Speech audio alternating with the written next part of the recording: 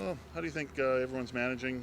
Coming back from the bye, you got one practice left. I thought the energy today was really good. I thought we got good work, and it's not just that bunch of talking. I mean Mm-hmm. they were moving around and out there practicing with a purpose, which is what you want. Yeah, talk Enock Makonzo about we usually see a starter or someone on special teams. They maybe need a week before they come off injury, but he's right back in his spot at Sam.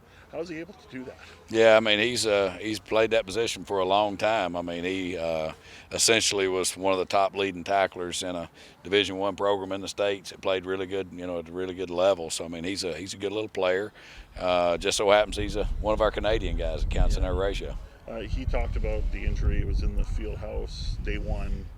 I remember the look on his face. It wasn't good. How did he handle going through the injury from the time that happened to now? Yeah, I mean he's a workman-like guy. I mean he's a guy that football matters to him, and it's something that's very important.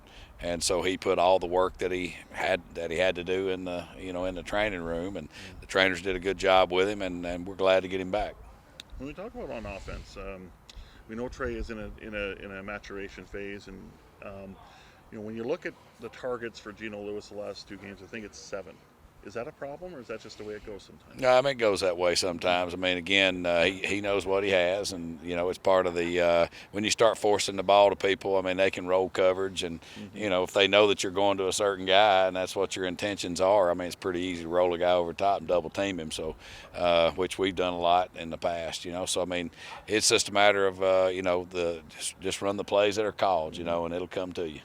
Generally speaking, what have you seen out of the any adjustments made from the game against the Lions and maybe what Tre saw, that sort of thing? Yeah, I mean, we've pretty much put that game to bed. It's been Yeah. 2 weeks now, and unfortunately, we made some mistakes, and we've certainly covered those in day A, and we're in day 2 now, so it's time to prepare for the team that we're playing. I know I asked you this post game, but I'll ask you it again. We saw Tre more in the pocket as a pocket passer. Um, when you got to look at it again, how did it look to you as far as his execution? Well, I mean, he was sporadic. I mean, we've got to help him. It's a combination of things. We got to block better. We got to, give him the plays, and then he's got to know where to go with the football. Those are all things that happen offensively. And then, we're a team where we're much better when we play ahead of the stick, so we need to run the ball effectively too. So I mean, it's a multifaceted type thing. I mean, as he gets better at putting his foot in the dirt and knowing what he's looking at and getting the ball to where it needs to be, he'll be super dangerous. Playing the Argos, not really sure what lineup you're going to see. I know the football, the big line of football is we worry about ourselves.